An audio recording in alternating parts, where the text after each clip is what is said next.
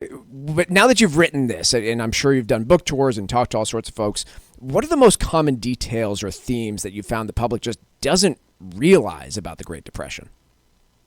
Oh goodness. I mean, I think there's so many aspects to it. I think, when I went into this project, most people that I know would say, "Hey, I know that there was a crash in 1929. I think people think it happened on one day. Mm, They think it was a direct line to the Great Depression, and that therefore the Great Depression just happened." yeah, I think none of that's true.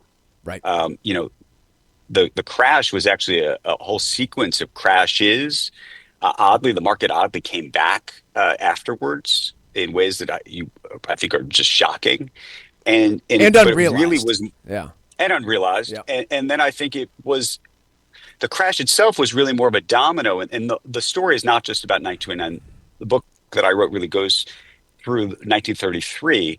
It was really a series of dominoes of then very bad policy choices that really led to the Great Depression. So when you think about unemployment reaching 25% in 1932, or 9,000 banks failing in 1933, or tented camps like Hoovervilles, right. all of that was a function of mistakes that President Hoover was making. He was trying to raise taxes at the time. He was implementing tariffs, which obviously has a parallel to today, in part, by the way, because he was trying to make good on a pledge to farmers who tried to get to vote for him in 1928 originally.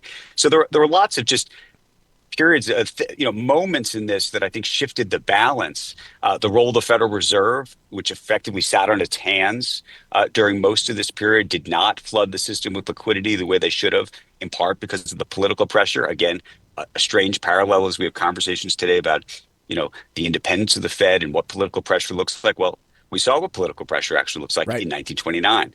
So I think those are so many of the sort of systematic pieces of it. But it really is about the people and their own motivations and incentives. And I think when you see what the decision makers were actually thinking and what they were saying and the conversations they're having with their wives, it changes everything.